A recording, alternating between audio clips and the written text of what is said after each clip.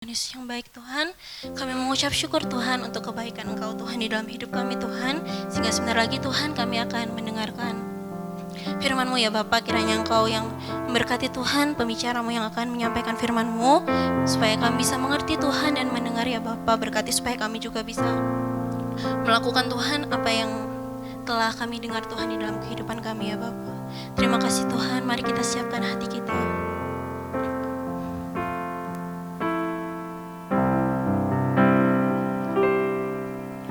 Siapkan hatiku Tuhan untuk dengar firman-Mu saat ini.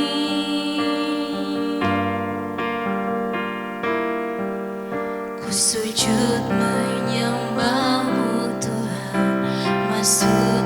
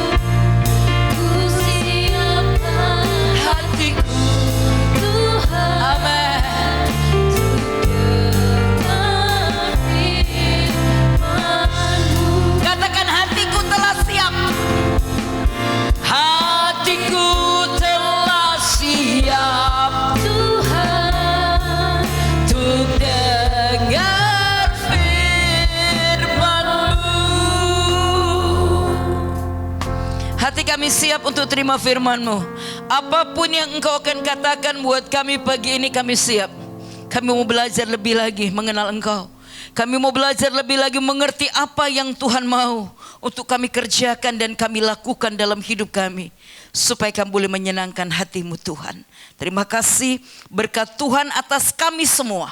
Hamba yang menyampaikan, anak-anak-Mu yang akan menerima, semua mengalami pembaharuan dari Allah pagi ini.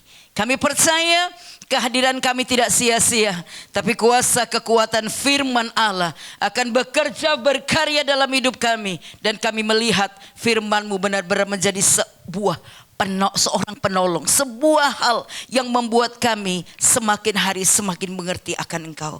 Terima kasih Bapa, kami sambut firman-Mu pagi hari ini dalam nama Yesus. Amin. Puji Tuhan, silakan duduk. Mari beri kemuliaan dulu buat Tuhan kita yang dahsyat. Kita percaya hati kita akan diberkati oleh Tuhan. Siapa yang percaya pagi ini diberkati oleh firman Allah? Amin ya. Jadi menurut iman percaya kita. Puji Tuhan. Berapa bulan? 4 bulan ya. 4 bulan yang lalu kita ketemu dan hari ini kita kembali lagi bertemu. Saya percaya Tuhan berkat Tuhan atas setiap hidup kita. Amin. Terima kasih buat Bapak Gembala yang tidak bosan undang saya di tempat ini ya. Puji Tuhan. Tuhan berkati kita. Pagi ini kita akan lihat satu tema firman Tuhan. Silakan. Judul firman Tuhan pagi ini adalah lebih dalam, lebih kanan. Kayaknya aneh ya judul ini ya. Tapi saya ingin dengan judul yang agak unik, itu membuat saudara terus ingat firman Tuhan yang disampaikan ya. Jadi judul firman Tuhan pada pagi ini adalah lebih dalam, lebih kanan. Ya aneh ya. Mungkin kita melihat kenapa ada tema firman Tuhan seperti itu. Tapi ini yang akan kita pelajari hari ini. Dan saya rindu saudara bertumbuh lebih dalam di dalam Tuhan. Amin. Ya, next slide. Saudara, saya mengambil firman Tuhan pagi ini dari kisah ini. Kira-kira Bapak Ibu Saudara tahu ini kisah apa? Ya. Murid-murid Yesus menjala ikan dengan sangat banyak ya. Jadi kita mau lihat ada 2 hal hari ini yang saya sebut lebih dalam dan lebih kanan ya. Dari peristiwa Yesus bersama dengan muridnya, ada 2 peristiwa yang hampir sama yang kondisinya seperti gambar ini Bapak Ibu. Yang pertama itu ada di dalam, boleh next slide, di dalam Lukas pasal yang ke-5 ayat yang ke-4 sampai ayat yang ke-5. Ini peristiwa yang pertama, saya baca dulu ya. Setelah selesai berbicara, ia berkata kepada Simon, bertolaklah ke tempat yang dalam ya. Saya kasih garis warna merah. Dan tebarkanlah jalamu untuk menangkap ikan.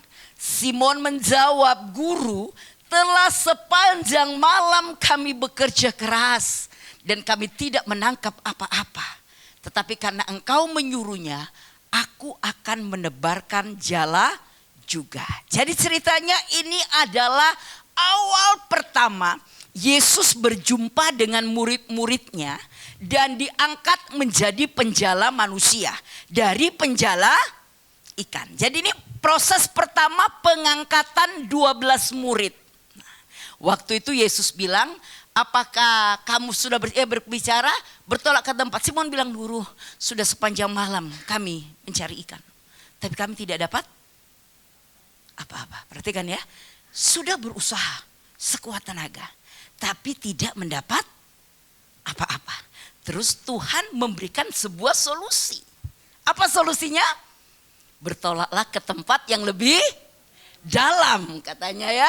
Dan tebarkan jalamu. Dan kalau Bapak Ibu baca ayat yang ke-6, firman Allah berkata, mereka menangkap banyak sekali ikan sampai jala mereka koyak. Saking terlalu banyaknya nangkap ikan. Dari kondisi tidak dapat apa-apa, sudah bekerja keras sepanjang malam. Karena mereka mengikuti yang Tuhan katakan, bertolak ke tempat yang lebih dalam. Mereka mendapatkan hasil yang luar biasa. Nah, kemudian nanti kita akan melihat ini ya. Mungkin sedikit pelajaran, nggak pelajaran juga ya. Cuman sedikit mungkin saudara belum pernah dapat ini dari berbagai orang ya. Atau mungkin sudah pernah dapat ya untuk menguatkan kita. Kita coba dulu lompat ke layar ke-10. Layar ke-10 ya, nanti kita kembali lagi. Coba ke layar 10 sebentar. Untuk kita bandingkan ayat tadi. Oh satu lagi. Yang ayat berapa? 10 atau 11 ya.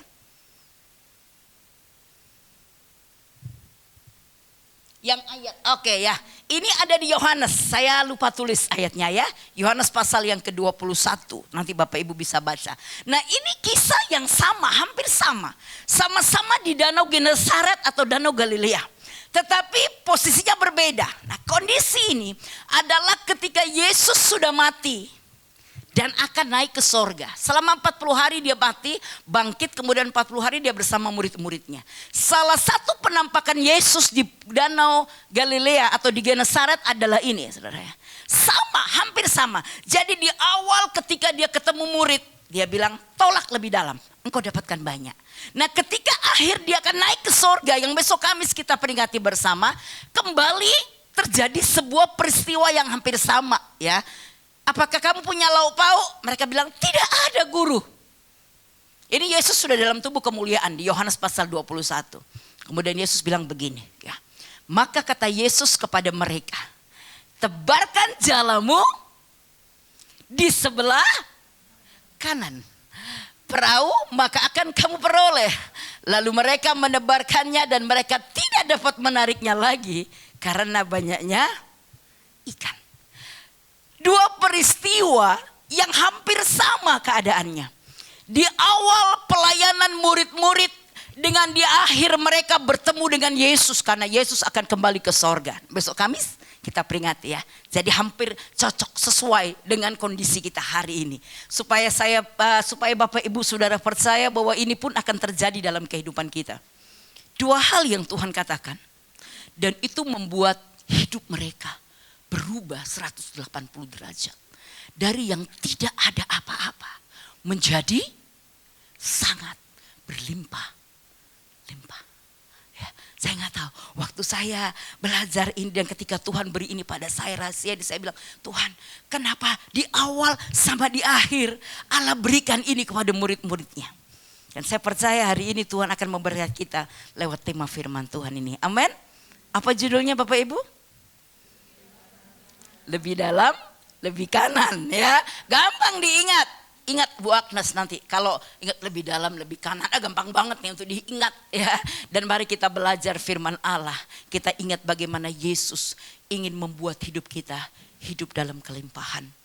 Hidup menjadi berkat. Bukan hanya kelimpahan loh. Dikatakan ketika di awal mereka tidak punya apa-apa. Untuk diri sendiri aja mereka gak punya apa-apa. Tapi ketika mereka bertolak ke tempat yang lebih dalam, maka dikatakan mereka dapat banyak ikan. Bahkan mereka harus panggil teman-temannya untuk membantu. Dari awal tidak ada. Kemudian hidup diberkati. Bukan cuma diberkati, tapi hidup menjadi berkat. Amin Bapak Ibu. Dan rindukan itu terjadi dalam hidupmu. Bukan hanya berkat secara jasmani, tapi berkat rohani pun ingin Tuhan berikan dalam setiap hidup saudara. Engkau bukan hanya menjadi orang Kristen yang biasa saja, tidak punya apa-apa, tidak punya damai sejahtera, tidak punya keberanian, tidak punya kekuatan, tidak punya kuasa. Tapi yang Allah mau, kita punya banyak dalam hidup kita. Kita diberkati banyak dan kita menjadi berkat untuk banyak orang. Dan itu akan kita lihat pagi ini ketika kita dengar apa yang Tuhan katakan. Lebih dalam dan lebih kanan. Oke, kita lihat ya. Kembali ke layar awal ya. Kita balik lagi ke slide yang slide yang ketiga. Sudah kita mau lihat sekarang arti lebih dalam. Slide keempat. Nah, saudara ya, kita juga melihat satu perumpamaan. Kira-kira Bapak Ibu lihat gambar ini sebelum engkau buka Yeskiel pasal 47. Ada yang tahu nggak? Ini cerita tentang apa? Ada yang tahu? Ini cerita tentang apa di Yeskiel dengan gambaran begini? Pernah ada yang khotbah ini? Kecuali dua anak saya nggak boleh jawab ya. Karena dua anak saya kemarin sudah dapat trailernya dulu, mama mau khotbah apa hari ini ya. Jadi sudah mulai kaget. Jadi kalau mereka bilang ini, pokoknya kalau mama khotbah di sini kita dapat trailer dulu katanya. Nggak penuh tapi trailer, paling nggak sudah mulai tahu ya. Nggak ini, ada yang tahu? Ya, sungai dari bait Allah katanya. Bagus Pak, luar biasa. Oke, yuk kita coba buka Yehezkiel pasal yang ke-47. Ayat yang ketiga sampai ayat yang ke-12. Cukup banyak ya. Saya coba baca Yehezkiel pasal yang ke-47. Kalau agak lama pagi ini tidak apa-apa Bapak Ibu? Oh yang amin sedikit ya, enggak. Nanti saya enggak akan terlalu lama ya. Karena saya punya 15 slide di sini. Mungkin ada beberapa hal. Yehezkiel 47.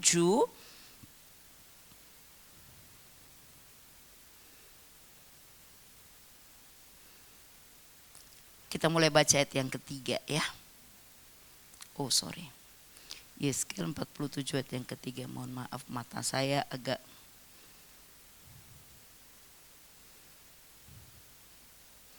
Ya. Kita akan baca. Bapak Ibu tidak ada di sini. Ya boleh ya. Karena ada di layar ya. Kita akan mulai baca ini ayat yang ketiga Oke ya. Sedang orang itu pergi ke arah timur dan memegang tali pengukur di tangannya. Ia mengukur 1000 hasta dan menyuruh aku masuk dalam air itu. Maka dalamnya sampai di pergelangan kaki. Ia mengukur 1000 hasta lagi dan menyuruh aku masuk sekali lagi dalam air itu. Sekarang sudah sampai di lutut.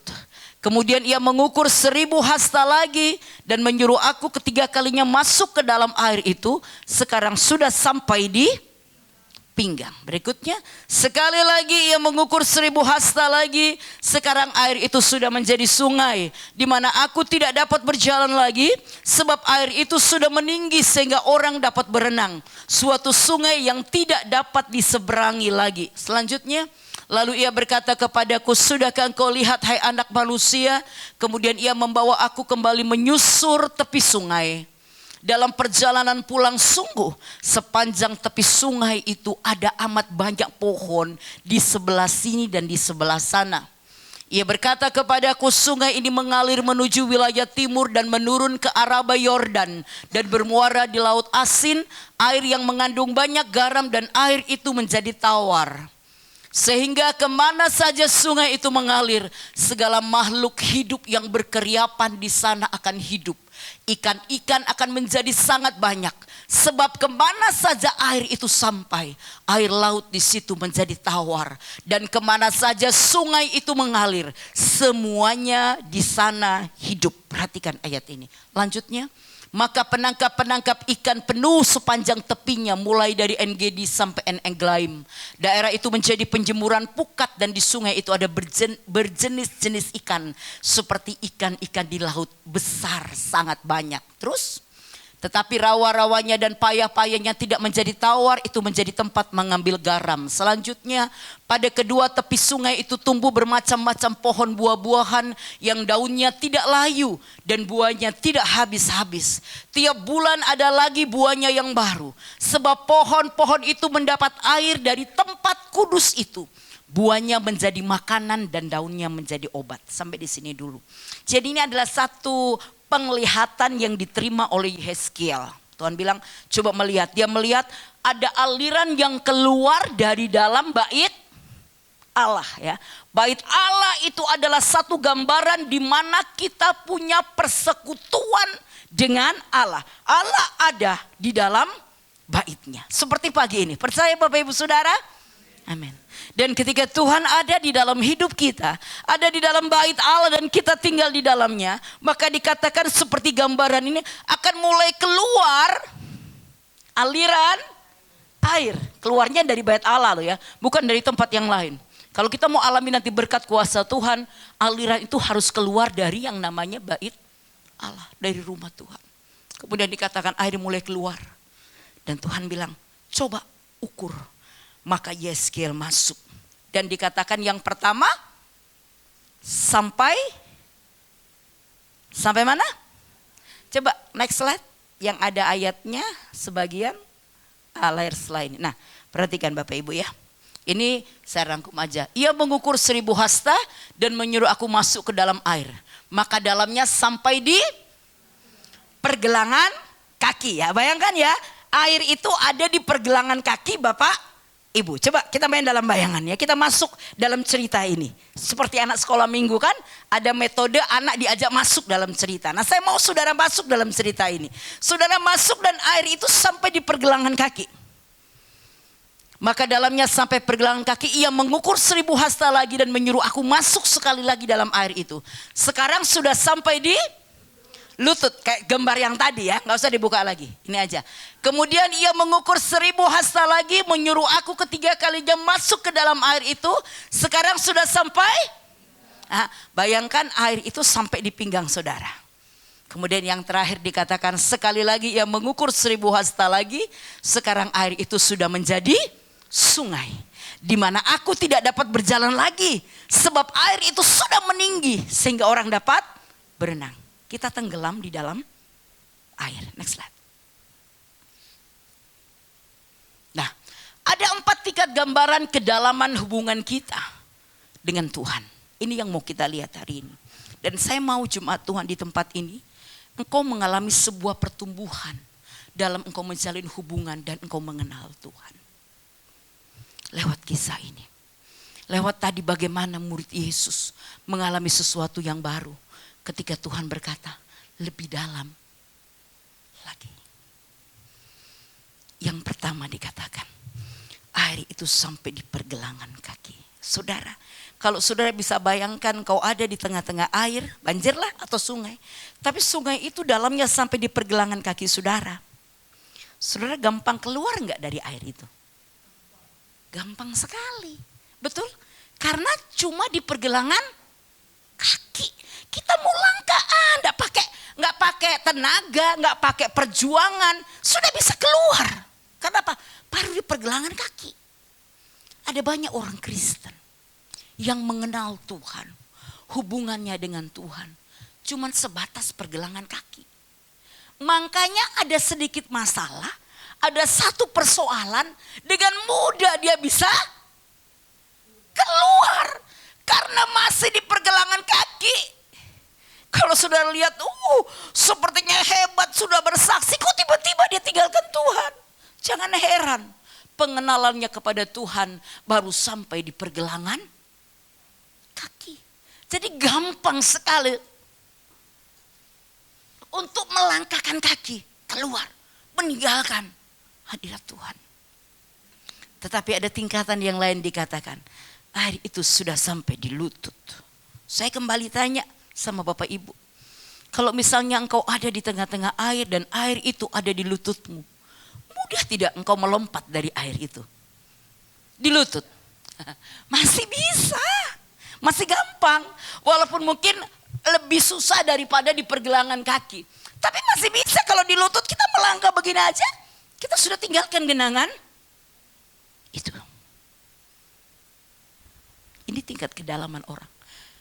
Bagaimana dia mengenal Tuhan. Bagaimana dia memahami Allah. Memahami apa yang Tuhan mau untuk kita kerjakan dalam hidup kita. Bapak Ibu Saudara. Sering, bahkan kemarin saya sempat gini, Mama mau nyanyi ini ya. Nyanyi apa kita ya? Kita cari ya, bagaimana mengenal Tuhan. Yang paling banyak lagu itu adalah kita ingin Tuhan mengenal kita, betul? Kau mengenal hatiku, mengenal kita, coba banyak sekali lagu. Tapi mencari lagu di mana kita mau mengenal Tuhan, itu sangat jarang. Jadi kita hanya ingin jadi orang Kristen, Tuhan kita itu kenal kita. Tuhan itu tahu keperluan kita, Tuhan tahu apa maunya kita. Itu yang kita inginkan. Tapi kita tidak pernah berpikir. Dan hari ini Tuhan mau kita lebih dalam. Bukan cuma menuntut Tuhan mengenal dan tahu kita. Tapi sebagai anak Tuhan, kalau engkau mau benar-benar berbuah yang luar biasa. Perhatikan tadi. Ketika air itu nanti kita lihat meninggi ya. Apa yang diterima di Yeskiel. Luar biasa. Nanti kita akan lihat itu. Bapak Ibu Saudara, kita belajar hari ini. Jadi orang Kristen yang beda. Out of the box. Bukan cuma mau Tuhan kenal kita.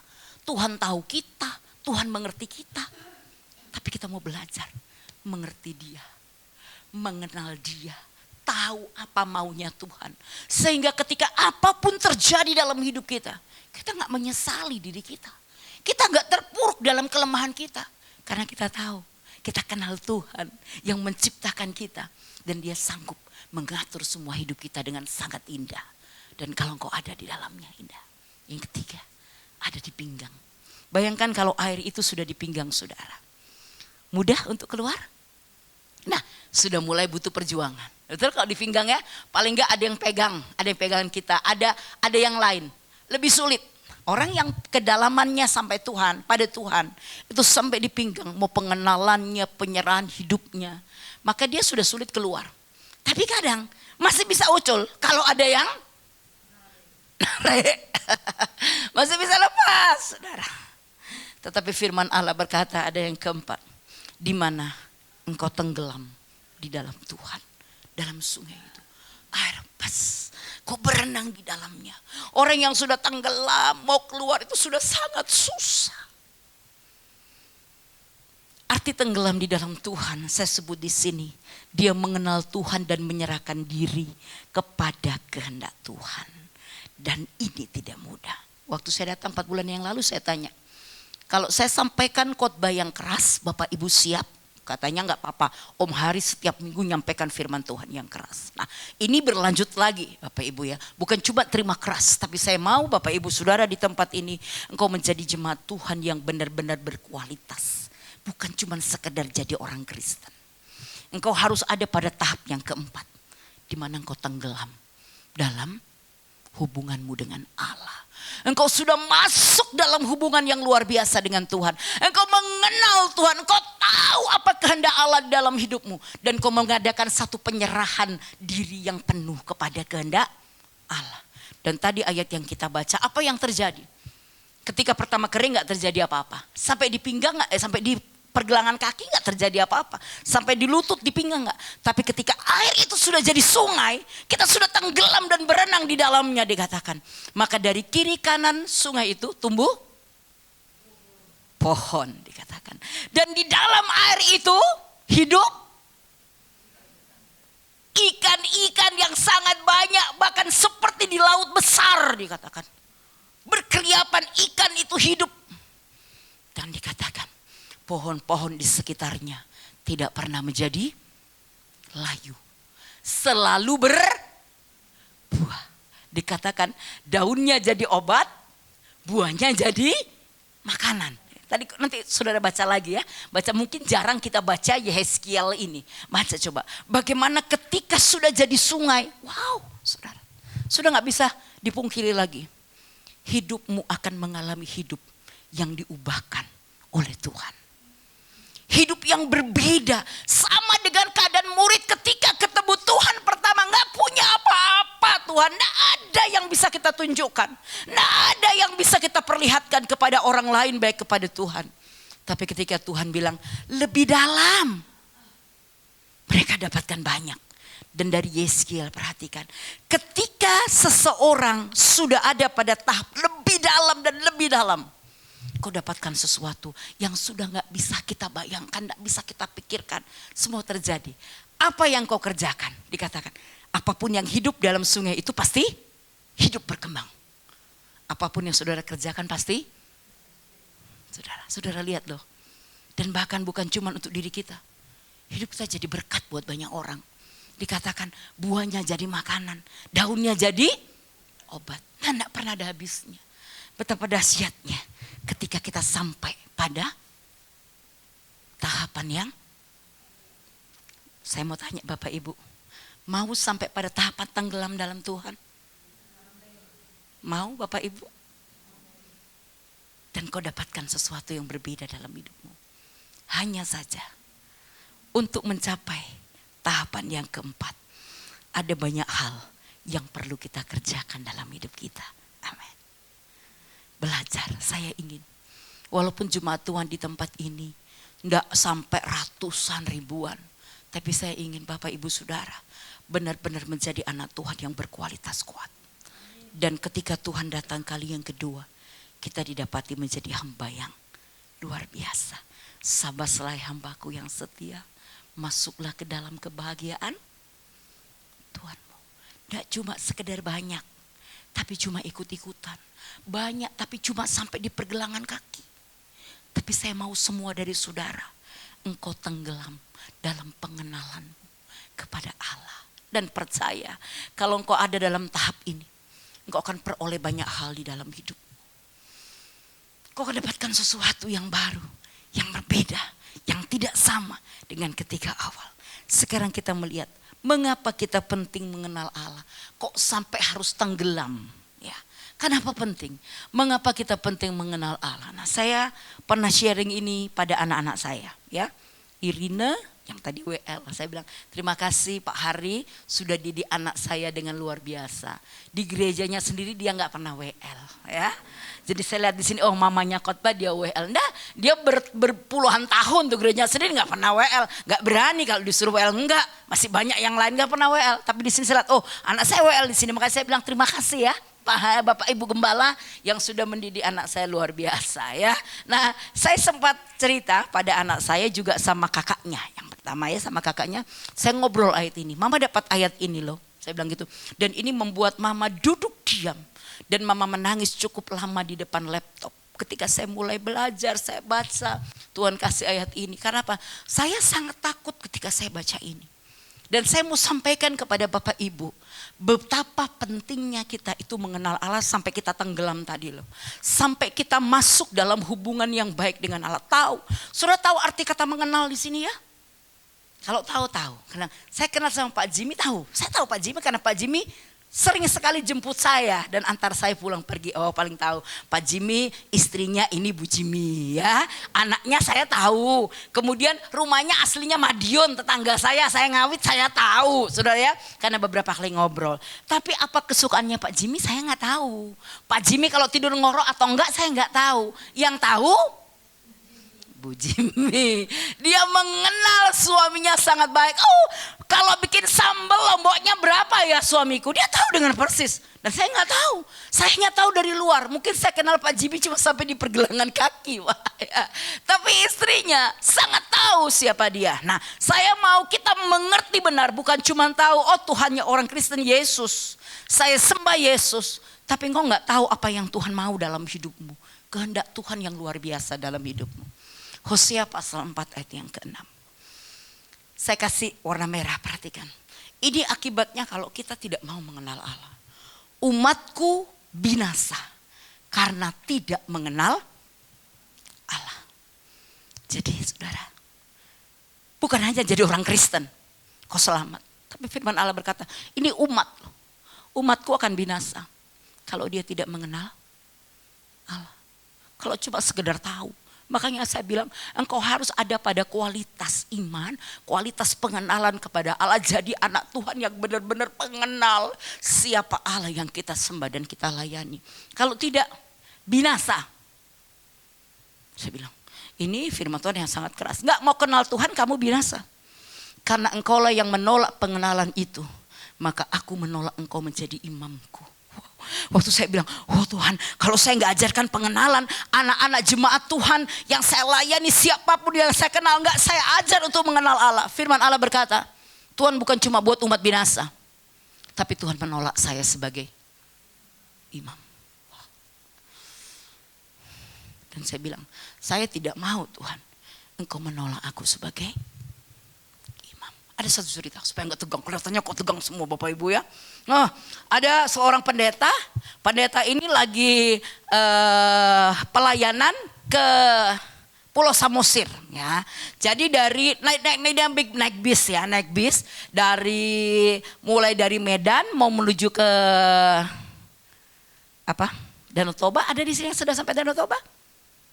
Oh ada Bu ya. Naik apa Bu? Tapi Bu pesawat sampai di mana Bu? Sampai Medan. Terus dari Medan kan naik mobil ya Bu ya. Gimana jalannya Bu? Dari Medan menuju ke Danau Toba. Berliku-liku sih di jurang. Sudah gurih segala. Nah, naiklah di dalam bis itu. Yang nyetir orang Batak. Tahu orang Batak kan? Nah, dia setir.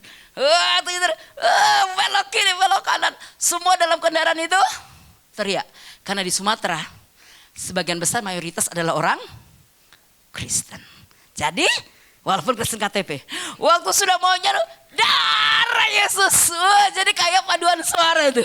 Tuhan tolong. Udah pada teriak semua tuh ya. Sembayang semua, Tuhan tolong darah Yesus. Karena supirnya ugal-ugalan.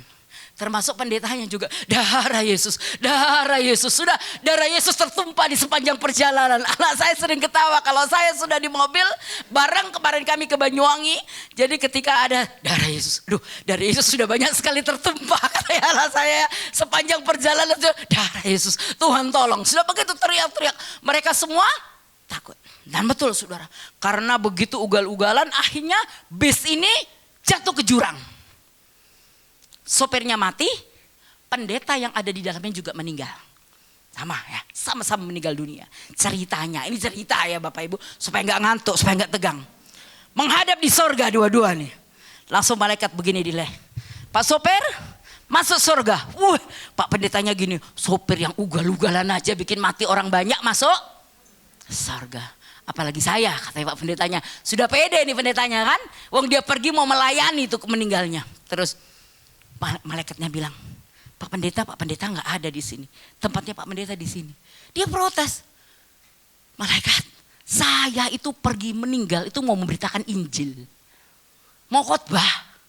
Kok yang sopir itu masuk surga, saya kok enggak? Terus malaikatnya begini, menurut catatan Pak, selama hidup Pak sopir ini membuat ada banyak orang Kristen berdoa sungguh-sungguh kepada Tuhan. Mengingat Tuhan. Dari yang dulunya enggak tahu Tuhan, enggak ingat Tuhan, mabok-mabokan, ketika ketemu sama sopir ini jadi ingat sama Tuhan. Tuhan tolong, Tuhan tolong. Betul tuh, orang yang coba Kristen KTP jadi sungguh-sungguh. Ibu ketawa dulu. Terus si pendeta, lah kalau saya lihat catatan, Bapak memang sering kali khotbah. Tapi ketika Bapak khotbah, Bapak banyak buat orang tidur dalam hadirat Tuhan. Dia kenal Tuhan. Dia tertolak.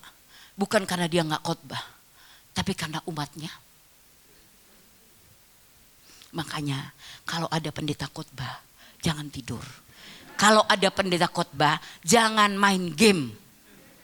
Jangan sibuk WhatsApp dan sebagainya. Kenapa? Nanti yang ditolak pendeta yang khotbah. Bapak Ibu ketawa. Tapi ini satu pengalaman buat hidup kita. Karena engkau menolak pengenalan akan Allah, maka aku menolak engkau menjadi imamku. Ngeri. Dan saya bilang, Tuhan, saya tidak mau engkau tolak. Ketika engkau sudah pilih aku menjadi seorang imam.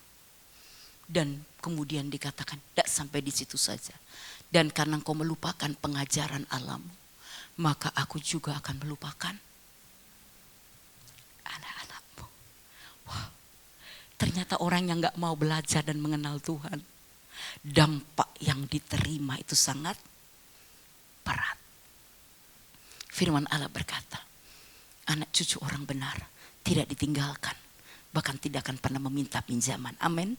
Selalu diberkati. Tetapi kalau orang tuanya tidak mau mengenal Allah, firman Tuhan bilang, aku akan melupakan. Generasi kita akan hilang. Generasi setelah kita. Kalau di luar negeri dikatakan ada banyak gereja-gereja yang sudah berubah fungsi menjadi klub. Berubah fungsi menjadi yang lain. Tidak banyak anak muda lagi yang sekarang datang antusias ke gereja. Ini ayatnya. Mereka sudah terlupakan. Dan tentunya kita tidak mau ini ada dalam hidup kita. Amin. Kita mau kita selamat, tidak binasa. Kita mau tidak tertolak sebagai imam. Dan kita juga mau anak-anak kita terus dalam naungan Tuhan. Amin. Dalam wajah Allah. Karena itu belajarlah mengenal Tuhan lebih dalam. Supaya kita dapatkan sesuatu yang baru. Next slide. Nah, apa tanda kalau kita mengenal Allah? Supaya saudara tahu, sampai di mana nih? Sampai di pergelangan kaki kah? Di lutut, di pinggang? Yang kenal saudara, yang tahu saudara. Saya tidak tahu dengan pasti bagaimana keadaanmu. 1 Yohanes 2 ayat 3. Dan inilah tandanya bahwa kita mengenal Allah. Ini tanda kalau orang Kristen itu mengenal Allah. Yaitu jikalau kita menuruti perintah perintahnya. Jadi kalau orang mengenal Tuhan, dia pasti menuruti perintah Allah. Mau ada di depan pendeta, mau di gereja, di luar gak ada orang lihat, tetap menuruti perintah Allah. Kalau kita melakukan perintah Allah. Perintah Allah itu dari saya, seperti saya khotbah, Pak Hari khotbah, atau pendeta yang lain. Dan apa yang kita dapatkan dari firman Allah. Sekarang saya mau tanya Bapak Ibu, bagaimana kita bisa tahu perintah Allah kalau kita tidak suka baca firman? Saya tahu di tempat ini ada pembacaan firman Allah setiap hari. Betul? Bapak Ibu lakukan? Atau cuma biar tahu down aja deh, seret. Selesai. Biar dilihat Bapak Ibu gembala atau semua yang lain saya sudah baca. Padahal Bapak Ibu gak baca.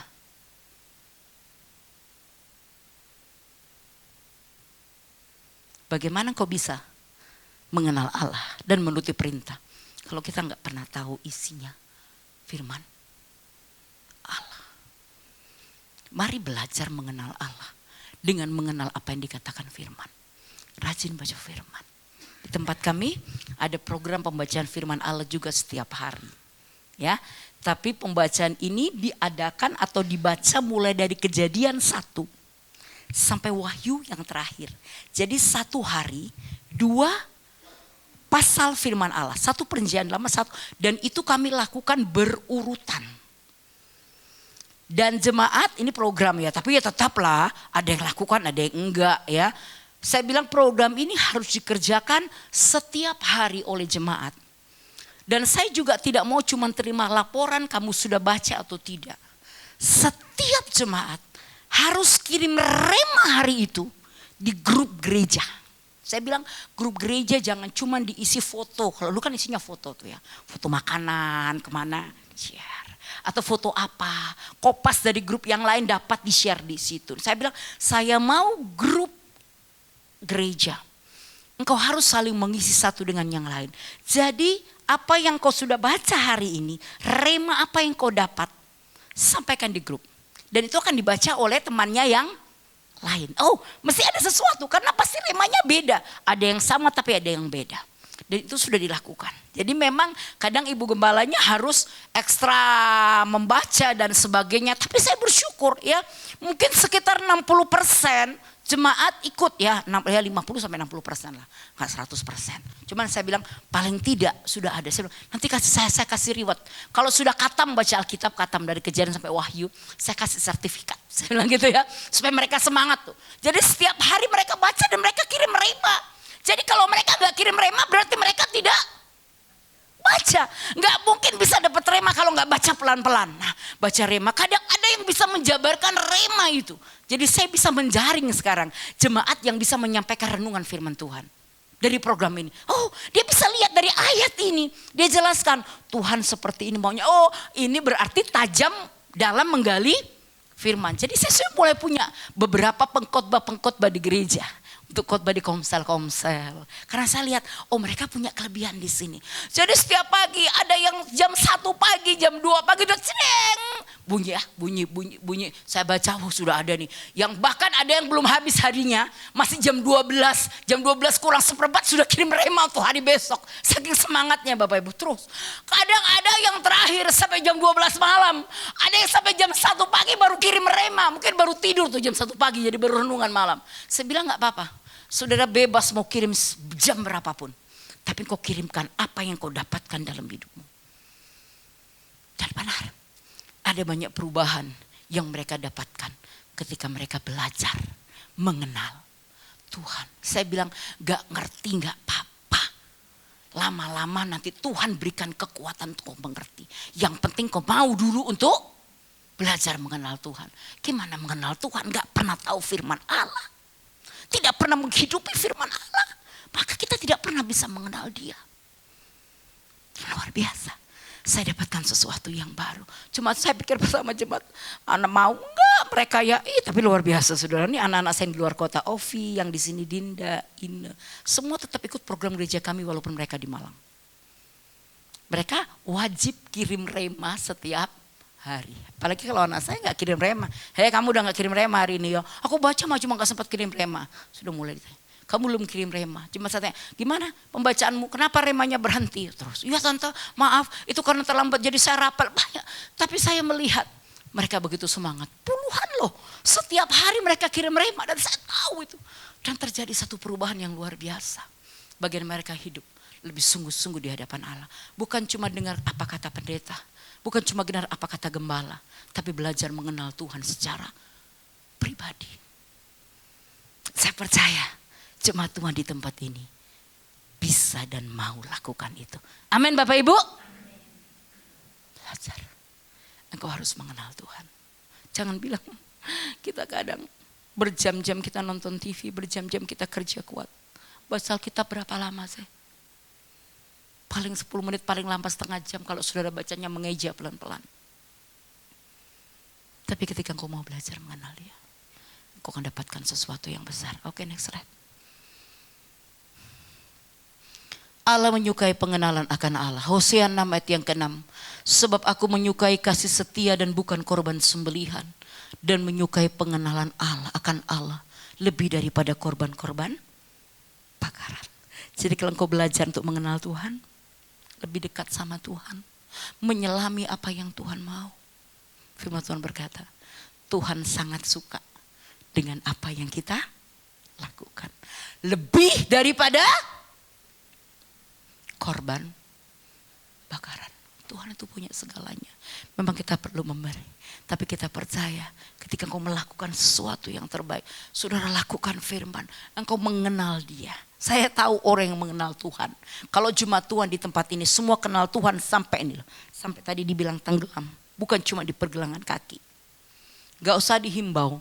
Mereka akan memberi berkat untuk pekerjaan Tuhan. Saya percaya itu. Karena hidupmu sudah diberkati. Kalau engkau sudah kenal Tuhan, sudahlah, tidak perlu dihimbau. Ayo rajin ikut doa, pasti suka berdoa. Kalau kita sudah mengenal Allah.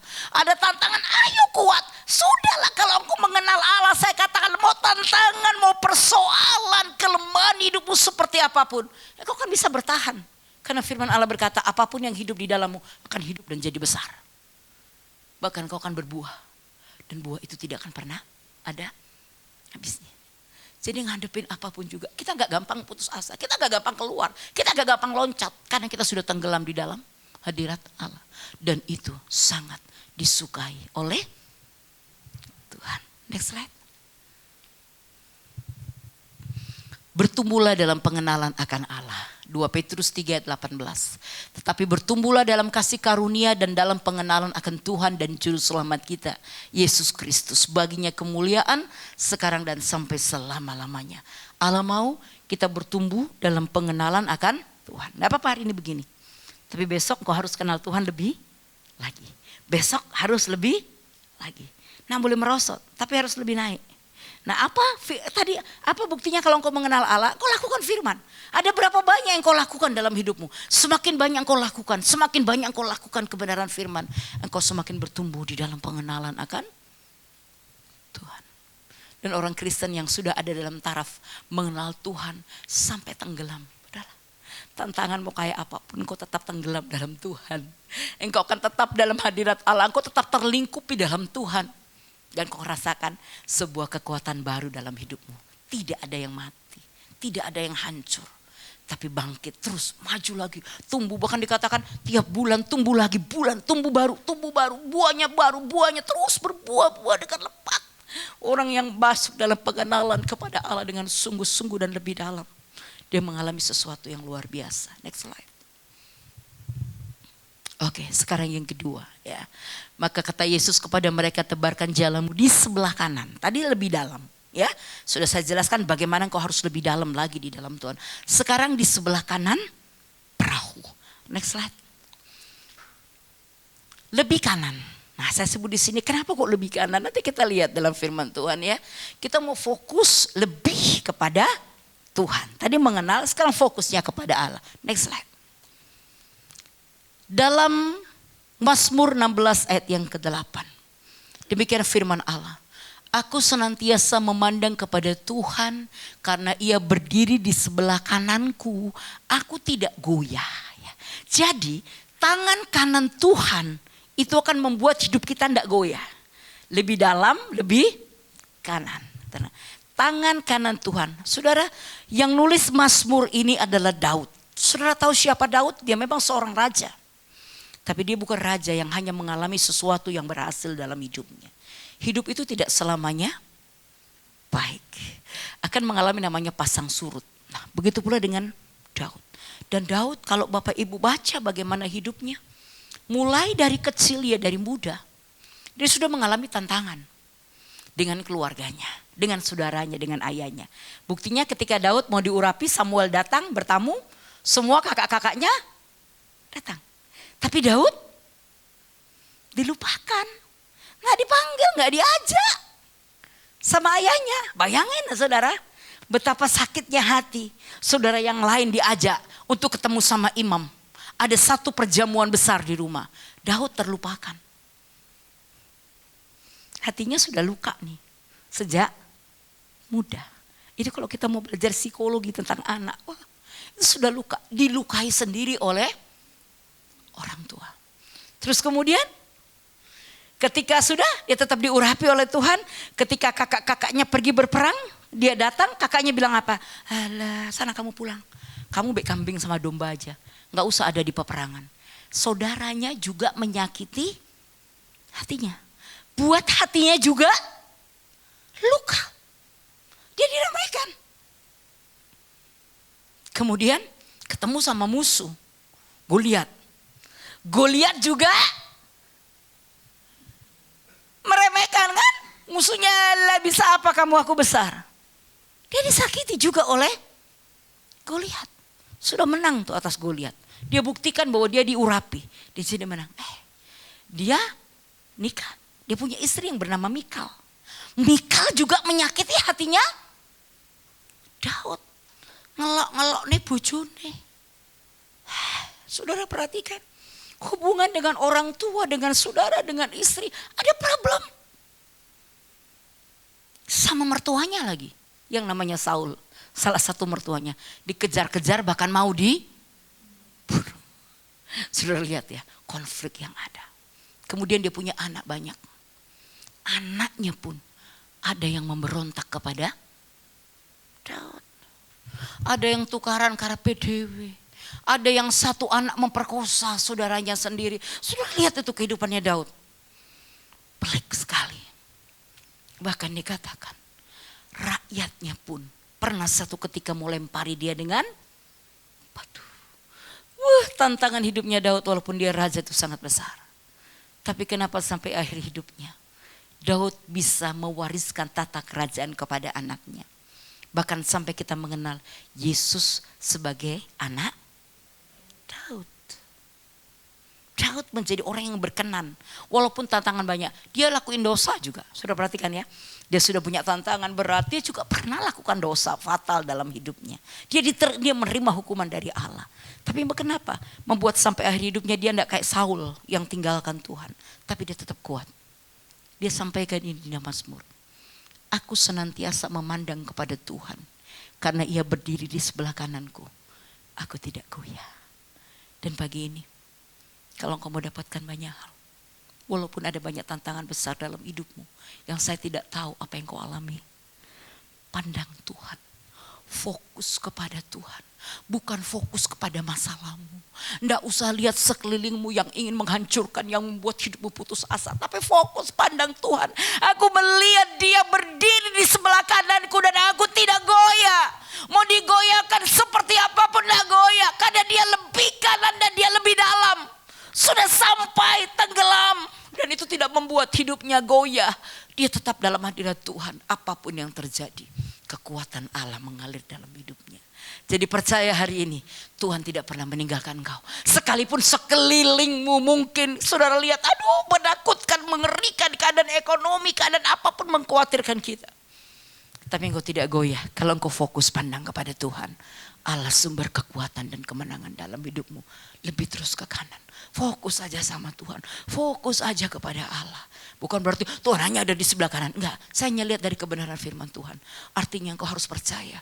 Engkau fokus pada kekuatan Allah. Kepada tangan Allah yang luar biasa. Tangan kanan Tuhan yang membuat hidup kita tidak menjadi goyah. Next slide. Kita baca satu ayat lagi di Mazmur pasal 138 ayat 7 sampai 8. Jika aku berada dalam kesesakan, engkau mempertahankan hidupku. Terhadap amarah musuhku engkau mengulurkan tanganmu, dan tangan kananmu menyelamatkan aku. Tuhan akan menyelesaikannya bagiku. Ya Tuhan, kasih setiamu untuk selama-lamanya. Janganlah kau tinggalkan perbuatan tanganmu.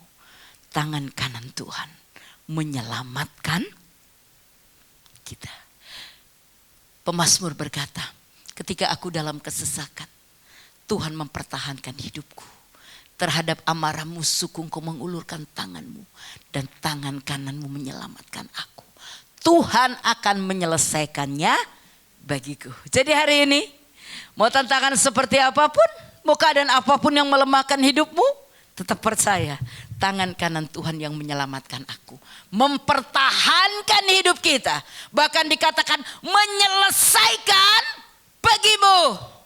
Jadi kalau kita fokus hanya kepada Allah, jangan takut hadapi tantangan. Tuhan pasti mempertahankan hidupmu. Dan bukan cuma mempertahankan. Firman Allah berkata, Dia akan menyelesaikan. Menyelesaikan bagaimana? Menyelesaikan dalam arti kalah? No. Menyelesaikan dalam arti kita lebih daripada pemenang. Tuhan bilang gak cuma bertahan nih. Kalau orang berperang nih ada yang cuma bertahan, ya udah sampai di sini bertahan saja. Tapi Tuhan bilang gak cuma sampai Dia mempertahankan kita, tapi Dia akan menyelesaikan. Dan menyelesaikan dengan baik. Jadi hari ini ketika ada banyak hal yang membuat hidupmu mungkin kau tidak mengerti. Satu, lebih dalam sama Tuhan. Kenal Dia lebih lagi. Mengerti Dia lebih lagi. Dan yang kedua, fokus sama Tuhan. Jangan fokus kepada yang mau menghancurkanmu. Tangan kanan Tuhan dapat menyelamatkan hidupmu. Mempertahankan hidupmu. Bahkan menyelesaikannya buat kita. Dan kalau Tuhan yang menyelesaikan, pasti selalu finishing well. Selesai dengan baik. Karena Tuhan yang punya segala-galanya dalam hidup kita. Amin. Dia berkuasa dalam hidupmu. Dan Dia akan buat semua jadi baik. Dan firman Allah berkata, Allah punya waktu yang terbaik. Segala sesuatu pasti baik. Hanya manusia tidak bisa menyelami apa pekerjaan yang Tuhan berikan. Tapi kalau engkau lebih dalam, engkau lebih kanan, lebih fokus sama Tuhan, engkau bisa melihat bagaimana rencana besar Tuhan dalam hidupmu. Menyelesaikan semua dengan baik dan sempurna. Yang terakhir, tangan kanan Tuhan menghibur dan menguatkan kita. Mazmur 73 ayat 21 sampai 24. Pemazmur menulis, ketika hatiku merasa pahit dan buah pinggangku menusuk-nusuk rasanya. Ini keadaan orang yang tidak berdaya. Hatinya sakit. Buah pinggang menusuk-nusuk. Hatinya pahit. Aku dungu dan tidak mengerti. Seperti hewan, aku di dekatmu. Sudah tidak bisa lagi mikir. Seperti hewan yang gak tahu lagi. Tidak punya pikiran mau berbuat apa. Wes gak ngerti apa-apa. Kita punya kelebihan, kita punya hikmat daripada ciptaan yang lain. Itu kita pelajari mulai dari SD kelas 1 ya. Perbedaan manusia, ciptaan Tuhan dengan binatang dan tumbuhan. Manusia punya akal budi, bisa mikir, bisa milih, bisa berhikmat. Tapi pemazmur sudah dalam tahap hatinya pahit, buah pinggangnya menusuk, dikatakan sampai dikatakan aku dungu, aku gak ngerti, seperti hewan aku di dekatmu. Gak tahu lagi harus berbuat apa, gak berpunya pikiran lagi. Sudah apa namanya? Buntu pikirannya dan sebagainya. Tapi perhatikan ayat 23. Tetapi aku tetap di dekatmu. Ini loh, tenggelam, lebih dalam. Dekat sama Tuhan. Tidak jauh dari Allah. Engkau memegang tangan kananku. Dia ada di sebelah kanan kita. Kita lebih fokus sama Tuhan. Bukan dengan kekuatanmu. Kekuatan kita itu apa sih artinya? Hartamu apa artinya? Semuanya. Fokus sama Tuhan. Dengan nasihatmu engkau menuntun aku. Dan kemudian engkau mengangkat aku di dalam kemuliaan. Allah bukan cuma menghibur, tapi dia mau angkat kita di dalam kemuliaan. Ketika engkau fokus sama Tuhan. Lebih dalam. Perbanyak hubungan kita dengan Allah. Mengenal Tuhan lebih lagi. Dan lebih ke kanan. Artinya lebih fokus sama Tuhan. Fokus karena Tuhan ada selalu bersama dengan kita. Dan dia tidak pernah meninggalkan kita. Bahkan dalam kondisi terburuk sekalipun. Di mana engkau sudah tidak bisa lagi berpikir. Di mana semua rasanya sudah tidak berdaya. Mungkin ada pada satu saat kita pada posisi seperti ini. Allah berkata, aku memegang tangan kananmu. Dan aku mengangkat engkau dalam kemuliaan. Aku menghiburmu. Bukan cuma menghibur. Bukan cuma menuntun. Tapi dia mengangkat kita di dalam kemuliaan. Dan seperti ayat yang kita baca tadi. Dari yang gak punya apa-apa. Tidak berdaya. Tidak bisa nunjukkan apa-apa. Tidak punya kelebihan apa-apa. Tapi ketika Tuhan bilang, lebih dalam. Lebih ke kanan. Kita dapatkan banyak hal yang tidak pernah kita pikirkan dengan pikiran kita. Amin Bapak Ibu. Mau terima berkat Tuhan yang besar. Tapi mau dulu lebih dalam. Mau dulu lebih kanan dalam mengiring kepada Allah. Fokus kepada Allah. Jangan fokus kepada masalah. Jangan fokus pada tantangan. Jangan fokus kepada hinaan orang. Jangan fokus kepada masalah, mungkin sakit, penyakit atau apapun. Fokus saja kepada Tuhan. Dan aku akan lihat bagaimana kemurahan dan kemuliaan Tuhan terjadi dengan dahsyat dalam hidup kita. Amin. Pagi ini saya mengajak Bapak Ibu Saudara. Kau belajar benar-benar mengenal dia. Pada tahap tenggelam. Bukan hanya di pergelangan kaki. Tapi lebih dalam lagi. Lebih dalam. Kalau mungkin hari ini masih di pergelangan kaki. Tuhan aku mau bertumbuh. Masuk mungkin gak bisa langsung tenggelam. Tuhan di lutut. Nah Bapak. Belajar lagi. Sampai di pinggang. Belajar lagi. Sampai kau melihat bagaimana kedahsyatan Tuhan. Itu terjadi dalam hidup Bapak Ibu. Dan sudah akan lihat, dahsyat. Tidak pernah kekurangan. Orang yang sudah tinggal dalam Allah. Hatinya akan bersuka cita. Apapun terjadi akan ada kekuatan baru. Karena tangan kanan Tuhan tidak pernah meninggalkan kita. Jadi lebih dalam, lebih kanan. Dan kau jadi berkat buat banyak orang. Sudah, kau boleh belajar banyak hal. Engkau boleh berkata, saya belajar khotbah. Saya belajar apa? Belajar PAW. Belajar main musik bagus. Tapi kalau engkau tidak mengenal Tuhan. Mengenal dia lebih dalam. Maka semua yang kau lakukan dikatakan pasti hidup. Semua ikan di dalamnya pasti hidup. Semua yang berkeriapan di dalammu pasti hidup. Sudahlah. Memuji Tuhan. Jadi WL.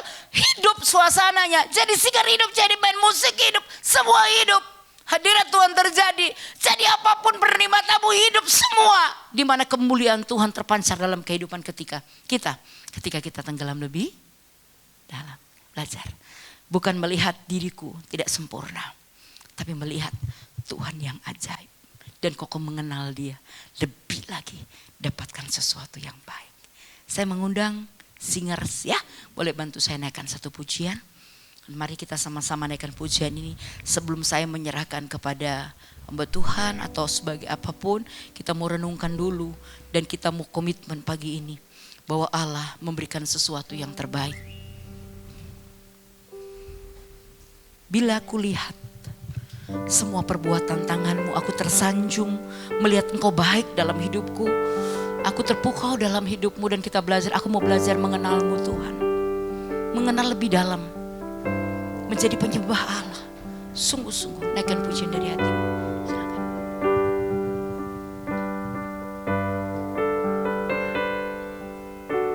Bila ku buka mata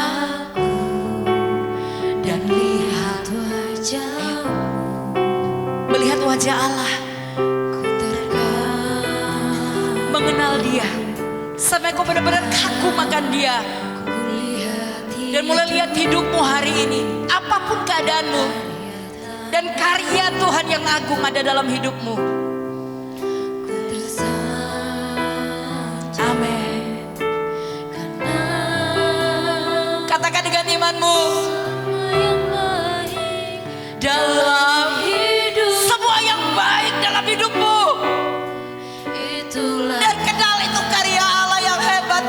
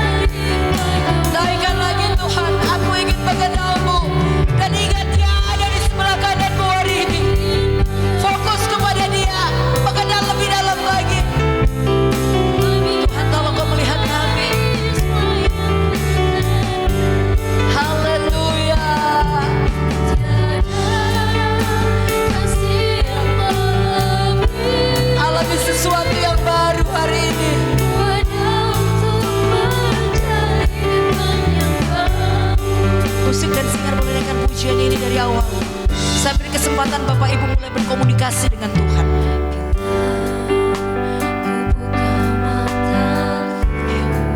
Mulai lihat karya Tuhan yang besar dalam hidupmu dan alami sesuatu yang baru. Bahwa Allah buat sesuatu yang baik dalam hidupmu.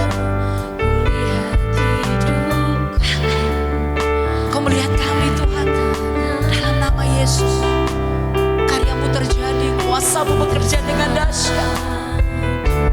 Bekerja dengan dahsyat Tuhan.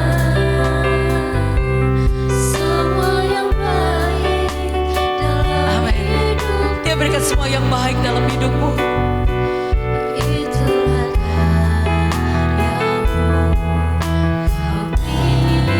Amin. Ini kesempatan dan percaya aku mau alami sesuatu yang baik Tuhan.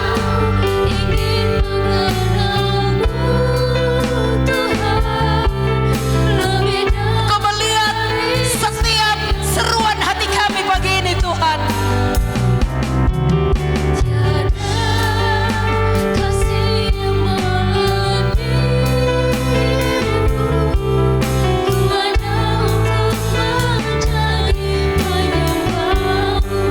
Sekali lagi, dan kita akan berdoa, kita percaya. Amin. Haleluya.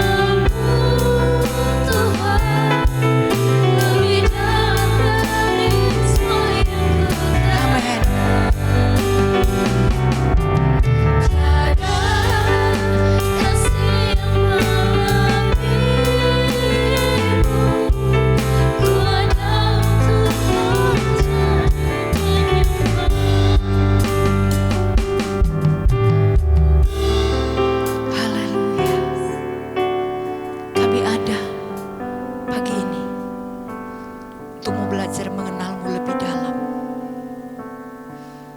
melihatmu lebih fokus, supaya kami bukan menjadi anakmu yang gampang hanyut, gampang jatuh, gampang tak berdaya, tapi kami mau melihat rencanamu yang baik dalam hidupku, sampai kami terkagum-kagum, sampai kami tersanjung karena terlalu baiknya Engkau buat kami Tuhan. Dan kami mau ada pada tahap ini, di mana kami melihat betapa dahsyatnya Tuhan dalam hidup kami. Pagi ini hamba-Mu berdoa bagi seluruh jemaat-Mu di tempat ini. Biar hati dan iman kami berkobar-kobar, untuk kami lebih dalam, untuk kami lebih ke kanan, bersama dengan Engkau. Kami tidak stagnan, tapi kami berubah menjadi lebih baik, karena Tuhan ada dalam hidup kami. Dan pagi ini kami mulai satu kesempatan yang baru untuk kami mengenal Engkau, supaya kami tidak binasa, supaya Engkau tidak menolak kami, dan supaya anak-anak kami tidak terlupakan di hadapan-Mu. Berkarya terus Tuhan atas hidup kami. Engkau tahu apa yang menjadi kerinduan anak-anak-Mu pagi ini. Kau tahu apa yang menjadi persoalan mereka ketika mereka datang dengan beban berat, dengan hati yang terluka. Kami tahu tangan kanan-Mu menghibur kami. Tangan kanan-Mu akan mengangkat kami dalam kemuliaan, dan tangan kanan-Mu akan menuntun kami di jalan mana yang harus kami lalui. Karenanya mari pagi ini Tuhan berikan kami kekuatan yang baru dan kemenangan baru, menjadi penyembah-Mu, menjadi orang yang benar-benar lebih dalam dan lebih kanan untuk mengenal Engkau. Terima kasih Bapa. Kuasa Tuhan atas kami, hamba berhenti berbicara, tapi Roh Kudus memberikan kemenangan. Kami percaya pagi ini semua yang dengar firman Tuhan diberkati Tuhan. Semua yang dengar firman dikuatkan oleh Allah. Kemenangan Tuhan terjadi dalam hidup kami. Dalam nama Yesus kami bersyukur dan berdoa. Sama-sama katakan dengan saya dengan iman. Amin. Tuhan berkati, saya silakan kepada yang akan menyampaikan.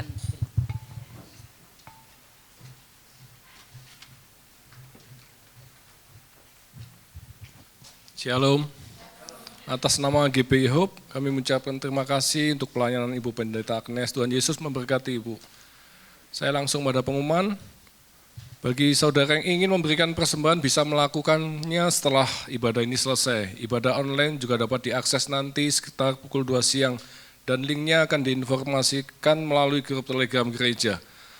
Untuk membangun keintiman dengan Tuhan, gereja mengajak semua jemaat untuk menyembah Tuhan di rumah masing-masing setiap pukul 8 malam. Saudara bisa mengajak seluruh anggota keluarga untuk terlibat di dalam penyembahan ini. Doa malam diadakan pada hari Rabu pukul 7 malam, mohon hadir 15 menit sebelumnya. Dan kelas Alkitab hari Kamis ini ditiadakan. Mari kami undang Bapak Ibu untuk bangkit berdiri. Kita tutup pagi ini dengan doa. Bapa di dalam surga, terima kasih Tuhan buat waktu, kesempatan, kesehatan yang masih Engkau berikan pada setiap kami tempat ini. Kami bersyukur Tuhan, kami boleh berhimpun dalam memuji, menyembah-Mu, rasakan hadirat-Mu Tuhan di tempat ini. Makasih Tuhan Yesus buat tuntunan-Mu Tuhan. Apa yang boleh kami dengar, kami tangkap Tuhan, boleh kami simpan di dalam hati. Kami renungkan, kami lakukan seperti Engkau mau Tuhan. Roh Kudus tolong setiap kami, mampukan kami untuk melakukan kehendak-Mu dengan hati yang benar. Sampai kami di titik tenggelam di dalam hadirat-Mu Tuhan, mengenal Engkau lebih dalam. Makasih Tuhan Yesus buat pengenalan Engkau buat. Makasih Bapa. Kami berdoa buat Ibu Pendeta Agnes, Tuhan pakai hidup beliau lebih lagi Tuhan, dalam pelayanannya Tuhan, dimanapun Kau tempatkan hidupnya menjadi saksi terang berkat bagi kemuliaan nama-Mu.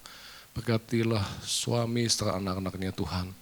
Kami berdoa buat gembala kami Pak Hari, pakai beliau lebih lagi Tuhan, hati hamba, hati Bapa, senantiasa melekat di dalam hidupnya, memimpin seluruh umat-Mu, pelayan-pelayan Tuhan di tempat ini menjadi pribadi yang Kau mau Tuhan. Berkati istri serta anak-anak beliau. Kami minta Tuhan berkati seluruh umat-Mu GBH, pelayan-pelayan Tuhan yang melayani di tempat ini. Pakai hidup kami Tuhan menjadi alat kasih bagi kemuliaan-Mu. Saluran kebenaran, saluran doa dan kemuliaan bagi nama-Mu. Makasih Tuhan Yesus. Kami berdoa buat Indonesia. Kami minta belas kasih-Mu buat bangsa ini. Hujani Indonesia dengan pertobatan dan keselamatan yang daripada-Mu Tuhan. Engkau landa hati bangsa ini dengan hati yang takut akan Tuhan. Makasih Tuhan Yesus, berkatilah seluruh pemimpin-pemimpin bangsa ini, mulai dari presiden, wakil, jajarannya Tuhan. Kami minta setiap kebijaksanaan keputusannya hanya mensejahterakan seluruh rakyat Indonesia. Sebelum kami pulang Tuhan, kami juga rindu Tuhan, Kau berkati Tuhan, setiap tangan-tangan yang telah menabur dengan hati yang sukacita untuk kemuliaan-Mu Tuhan. Makasih Tuhan Yesus. Dan saatnya kami menerima berkat daripada-Mu. Mari kasih Tuhan kita angkat tangan kita, arahkan hatimu kepada Bapa di surga. Diberkatilah engkau dengan segala yang terbaik dari Allah Bapa, kasih-Nya yang sempurna dalam Yesus Kristus, serta kekuatan, pertolongan dan penghiburan dari Roh Kudus, memampukan engkau untuk menghidupi segenap kehendak Allah. Kita yang sudah terima semuanya itu sama-sama kita katakan, amin. Tuhan memberkati.